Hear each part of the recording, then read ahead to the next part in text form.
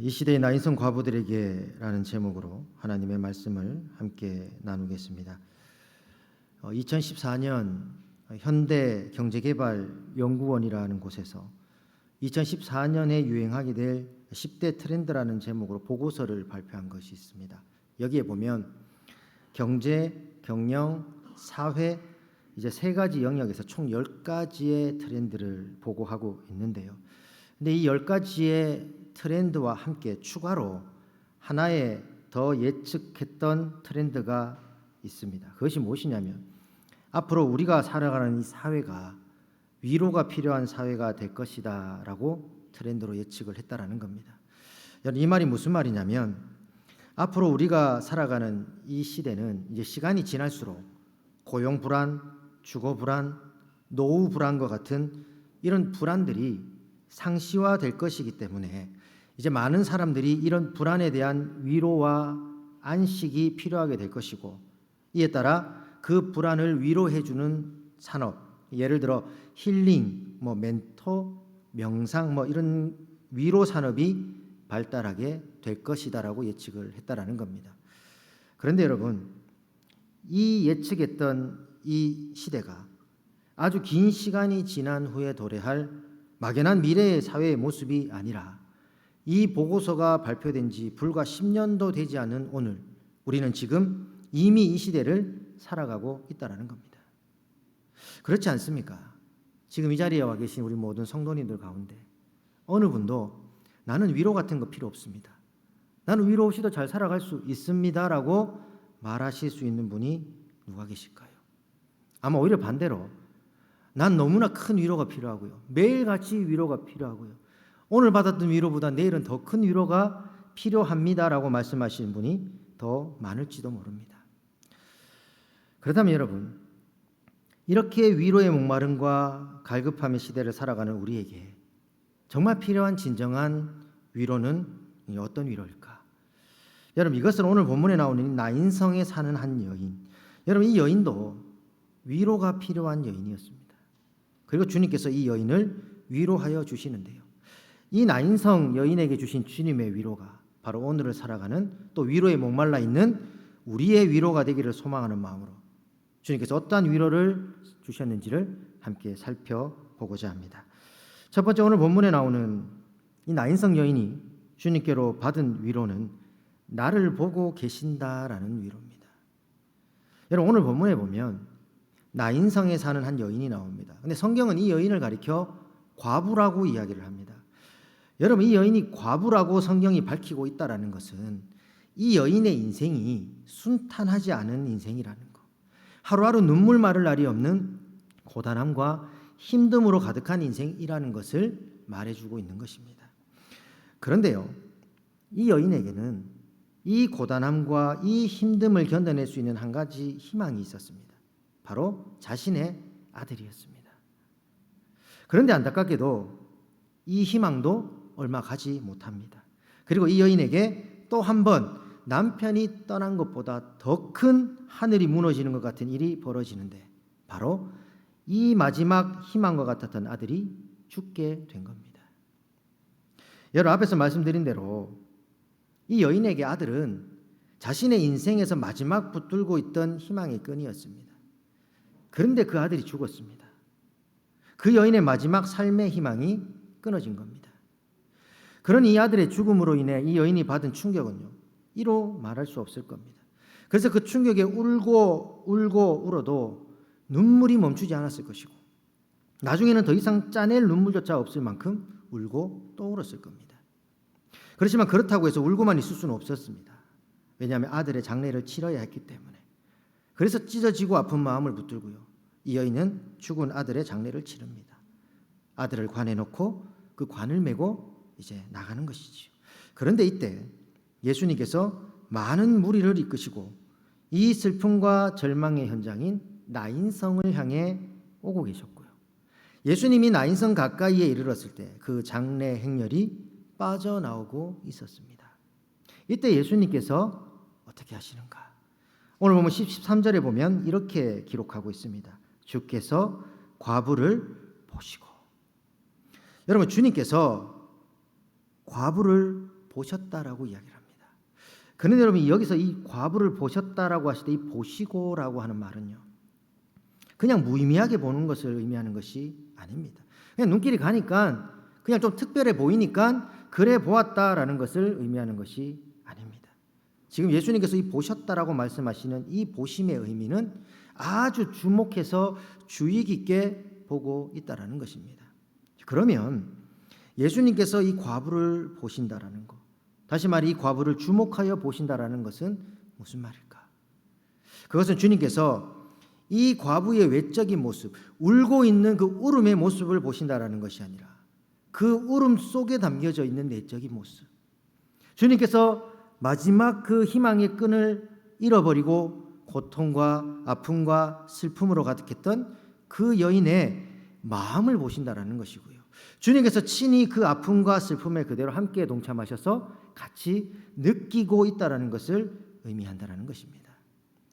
여러분, 우리도 살아가다 보면 여러 인생과 삶의 문제들로 인해 희망이 끊어지고 소망이 무너지며 마치 오늘 본문에 나오는 이 나인성 과부처럼 눈물 없이 견딜 수 없는 고통과 절망의 시간을 살아갈 때가 있지 않습니까?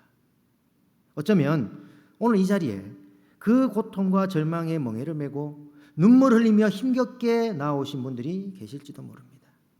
그런데 여러분, 이러한 문제들로 인해 우리가 힘들고 괴로울 때, 슬픔과 외로움으로 눈물 마를 날이 없는 그때에 졸지도 아니하시고 주무시지도 아니하시는 주님께서요, 항상 여러분들을 보시고 여러분들이 처한 모든 상황 가운데 함께하고 계시는 줄로 믿으실 수 있기를 주님의 이름으로 축복합니다.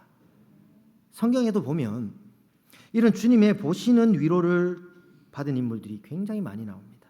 그런데 그 중에 한 인물이 누구냐면 하갈이라고 하는 여인이 있습니다. 여러분, 하갈이 어떤 여인입니까? 원래는 이 아브라함이라고 하는 사람의 아내였던 사라의 여종이 하갈이었습니다. 그런데 사라가 애를 못 낳았어요. 그래서 이 사라가 어떻게 하냐면 자기 남편 아브라함에게 이 하갈을 보내서 이제 아들을 놓게 하는 겁니다. 그 아들이 누굽니까? 이스마엘입니다. 그런데 이 하갈이 이스마엘을 낳고 난 후에 행동이 돌변합니다. 그래서 주인인 사라를요 멸시하기 시작하는 거예요. 그러니까 이제 이 사라가 남편인 아브라함에게 가서 이 사실을 이야기합니다. 뭐 곱게 얘기했겠습니까? 예쁘게 이야기는 않았을 것 같아요. 들들들 볶았을 겁니다. 아마 들들 볶았을 거예요. 나는 못 살겠다고, 저 여인들 못 살겠다고 들들 볶았을 겁니다. 근데 이 남편인 아브라함이 뭐라 얘기를 하냐면 하갈은 당신 종이니까 당신이 알아서 해라. 나하고는 상관없다. 당신 하고 싶은 대로 해라 라고 이야기를 합니다. 그때부터 사라가요 이제 물 만난 고기처럼 하갈을 핍박하기 시작합니다. 얼마나 했던지 이 하갈이 결국에는 이 핍박을 견디지 못하고 이제 이스마엘을 데리고 도망을 칩니다. 광야로 도망을 치는 거예요. 근데 여러분, 그 당시에 한 여인이 어린 아들 하나 데리고 도망을 간들 여러분 어디서 어떻게 얼마나 잘 지낼 수 있겠습니까? 하갈도 이것을 분명히 알았던 것 같습니다. 그래서 어떻게 합니까? 이 광야에서 아들인 이스마엘과 죽으려고 했던 것입니다. 그런데 그때 여호와의 사자가 나타나셔서 이 이스마엘을 향한 하나님의 계획을 이야기하시는데요. 이제 하갈이 이 모든 계획을 다 듣고 난 후에 한 가지 고백을 합니다. 뭐라 고백을 하냐면 창세기 16장 13절에 보면 하갈이 자기에게 이르신 여호와의 이름을 나를 살피시는 하나님이라 하였으니 이는 내가 어떻게 여기서 나를 살피시는 하나님을 배웠는고 함이라. 지금 하갈이 뭐라고 고백하냐면 지금 자신이 이곳에서 자신을 살피시는 하나님을 배웠다라고 고백을 합니다. 그런데 여러분, 이 본문을 다른 번역 성경으로 보면 자신을 살피시는 하나님, 나를 살피시는 그 하나님을 나를 보시는 하나님으로 번역하고 있습니다. 그러니까 여러분 한번 상상을 해보십시오. 온갖 핍박을 당하다가 결국에는 그 핍박 못 견뎌서 아들 하나 데리고 살기 위해 집 나와가지고 황량한 광야로 도망치면서 여러분 하갈이 얼마나 울었겠습니까? 그런데 그렇게 눈물 흘리며 도망치는 자신, 그리고 그 도망치는 여정 가운데서 생겨나는 두려움과 괴로움을 아무도 봐주는 이 없고 알아주는 이 없고 모른다라고 생각했는데 그런 하나님께서 그런 자신을 다 보고 계셨다라는 겁니다. 다 아시고 계시고 하나님께서 그 울음 가운데 그 괴로움과 두려움 가운데 함께하고 계셨다라는 겁니다. 여러분, 하갈이 고백한 나를 살피시는 하나님이라는 이 고백에는요, 바로 하갈이 이것을 깨달았다는 의미가 담겨져 있다는 겁니다. 여러분, 오늘 이 예배 자리에 나오신 여러분들 가운데도요, 오늘 본문에 나오는 이 나인성 과부처럼 아무도 아는 이 없고 이해하는 이 없고 함께하는 이가 없을 것 같은 인생의 아픔과 슬픔, 문제들을 가지고 오신 분들이 계실 겁니다. 하갈처럼 인생의 광야로 쫓겨 도망치는 나를 아무도 봐주는 이 없고 살펴주는 이 없을 것 같은 그런 삶을 살다가 올라오신 분들도 계실지 모릅니다. 그렇다면 오늘 이 시간 이 나인성 과부를 위로하시고요, 하갈을 위로하여 주시는 주님께서 여러분들을 보시고 살피시고 위로하여 주시는 줄로 믿으실 수 있기를 주님의 이름으로 축복합니다.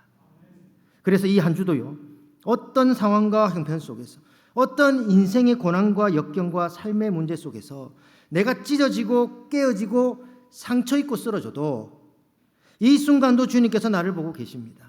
이 순간도 주님께서 나를 이해하십니다. 이 순간도 주님께서 나와 함께 하십니다. 이것이 나의 큰 위로입니다 라고 고백하며 주님의 보시고 살피심의 위로에 세임 얻으며 살아가는 우리 모든 성도님들이 다 되시기를 주님의 이름으로 축복합니다. 두 번째로 오늘 본문에 나오는 나인성 과부가 주님께 받은 위로는요, 말씀하시는 위로입니다. 여러분, 오늘 본문에 보면 주님께서 과부를 보신 후에 어떻게 하십니까? 우리 13절 말씀을 다시 보면 하반절에 이렇게 말합니다. 불쌍히 여기사 울지 말라 하시고. 여러분, 주님께서는 아들을 잃고 슬픔과 고통과 아픔 가운데 있는 그 여인을 향해 그냥 보시고 마신 것이 아니라 보시고 난 다음에 그 여인을 향해 울지 말아라고 말씀하십니다. 그런데 여러분, 이 주님께서 말씀하시는 울지 말아라는 말씀에는 두 가지의 의미가 담겨져 있습니다. 하나는 공감이라고 하는 의미가 담겨져 있고요, 또 다른 하나의 의미는 그 울음의 원인을 내가 다 제거해 주겠다라는 의미가 담겨져 있다라는 것입니다. 여러분, 구약의 분열왕국 시대에 하나님께 칭찬을 받은 몇 안 되는 선왕이 있습니다. 선한 왕이 있습니다. 근데 그 중에 한 명이 누구냐면 히스기야라고 하는 왕이 있습니다. 근데 이 히스기야가 이사야 선지자로부터 병으로 인해 내가 죽게 될 것이다 라는 말을 듣게 됩니다. 여러분, 그때 히스기야가 어떻게 할까요? 벽을 바라보며 하나님께 기도합니다. 그래서 우리가 히스기야의 기도로 기억하고 있는 그 기도를 하나님 앞에 드리는 겁니다. 그랬더니 하나님께서요, 이 이사야 선지자를 다시 히스기야에게 보내서 말씀을 주시는데 열왕기하 20장 5절에 보면 너는 돌아가서 내 백성의 주권자 히스기야에게 이르기를 왕의 조상 다윗의 하나님 여호와의 말씀이 내가 내 기도를 들었고 내 눈물을 보았노라라고 말씀하십니다. 여기에 보면 하나님께서 이사야 선지자를 통해 히스기야의 눈물을 보았다라고 말씀합니다. 여러분, 하나님께서 히스기야에게 하신 이 말씀은요, 단순히 히스기야가 흘리고 있는 눈물을 봤다라는 것이 아닙니다. 울고 있는 모습을 봤다라는 것이 아닙니다. 여러분, 이 말씀은 히스기야에게 주신 약속의 말씀입니다. 어떤 약속의 말씀일까요? 내가 네 눈물을 봤다. 이제 내가 네 눈에서 흐르고 있는 그 눈물의 원인을 제거해 주겠다라는 약속의 말씀이라는 겁니다. 그리고 하나님께서 이어서 뭐라 말씀하십니까? 내가 너를 낫게 하리라. 낫게 하리라라고 말씀하신다라는 겁니다. 여러분, 히스기야의 눈물을 보신 주님께서 오늘 여러분의 눈에 흐르는 그 눈물들, 인생의 여러 문제로 힘들고 괴로워하고 무너진 가정으로 인해 눈물을 흘리고요, 풀리지 않은 삶의 문제로 눈물을 흘리고 깨어진 관계로 인해 눈물을 흘리는 우리의 눈물들을 주님께서 다 보고 계시는 줄로 믿으시기를 주님의 이름으로 축복합니다.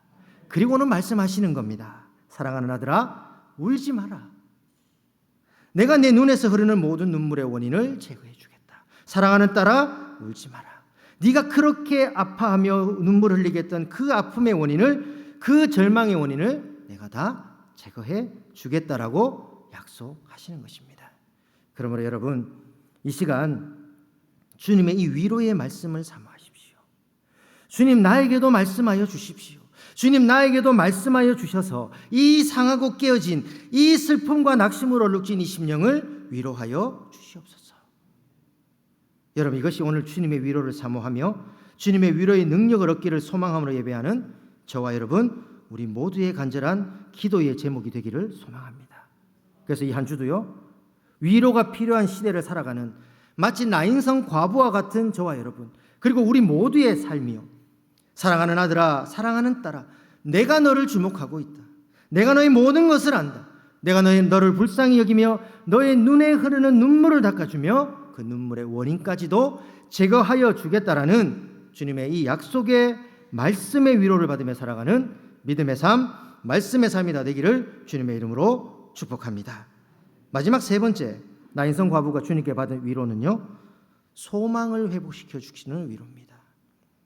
여러분, 주님께서 과부에게 울지 말라 하신 이 말씀에는 공감이라는 의미와 함께 울음의 근본 원인을 제거해 주겠다라는 약속의 의미가 담겨져 있다라고 말씀드렸습니다. 그러면 여러분, 이 여인에게 자신을 그렇게까지 울게 만들었던 그 울음의 근본적인 원인이 뭘까요? 바로 자신의 아들의 죽음이었습니다. 그것 때문에 우는 거잖아요. 예수님도 이것을 분명히 아셨습니다. 그래서 어떻게 하십니까? 그 울음의 근본 원인을 제거해 주시는데 14절 말씀에 보면 가까이 가서 그 관에 손을 대시니 맨 자들이 서는지라 예수께서 이르시되 청년아 내가 내게 말하노니 일어나라 하셨다라고 말씀합니다. 그러자 어떤 일이 벌어집니까? 이어지는 15절에 보면 죽었던 자가 일어나 앉고 말도 하였다라고 이야기를 합니다. 여러분, 무슨 말입니까? 죽었던 그 아들이 다시 살아난 겁니다. 주님께서 죽음으로 인해 끊어졌던 그 여인의 소망의 끈을요, 다시 이어주셨다라는 겁니다. 주님께서 그 여인의 울음의 근본적인 원인을 제거하여 주셨다라는 것입니다. 여러분, 이렇게 주님께서는 그 여인의 슬픔과 울음의 근본적인 원인이었던 그 아들을 살려주심으로 무너졌던 그 여인의 소망을 회복시켜 주시고 그 여인을 위로하여 주신 것입니다. 여러분, 저는 오늘 이 예배 가운데 함께하고 있는 여러분의 모든 삶 가운데도요, 이 여인에게 임한 위로와 동일한 주님의 소망의 위로가 임하게 될 줄로 믿습니다. 여러분, 가정에 대한 소망, 남편과 아내에 대한 소망, 자녀들에 대한 소망, 여러분 인생과 나아가 주님을 향한 우리의 소망, 여러분 그 모든 소망들이 깨어지고 무너지고 끊어짐에 눈물을 흘리고 있는 우리에게 주님께서 말씀하시는 겁니다. 내가 말하노니 일어나라. 내가 말하노니 내 가정에 대한 소망이 회복될 것이다. 내가 말하노니 내 남편과 아내에 대한 소망이 다시 세워질 것이다. 내가 말하노니 내 자녀에 대한 소망과 한 치 앞도 보이지 않는 어둠과 같은 내 삶에 대한 소망, 이 모든 소망의 끈이 다시 이어질 것이다. 여러분, 주님의 이 말씀이요, 오늘 이 예배 자리에 함께하고 있는 예수 그리스도의 복음으로 말미암아 하나님의 자녀의 백성된 저와 여러분, 그리고 우리의 가정과 우리의 삶에 주신 약속의 말씀으로 받으실 수 있기를 주님의 이름으로 축복합니다. 그렇기 때문에 여러분, 삶의 문제로요, 힘겹거나 어렵다고 해서 포기하지 마십시오. 울고만 있지 마십시오. 주님께서 여러분을 보고 계십니다. 그리고 말씀하여 주십니다. 울지 마라. 울지 마라. 내가 너의 모든 울음의 근원들을 내가 다시금 회복시켜 주겠다. 여러분, 이 말씀 붙들고 나아가는 저와 여러분들이 될 수 있기를 주님의 이름으로 축복합니다. 이제 말씀을 정리합니다.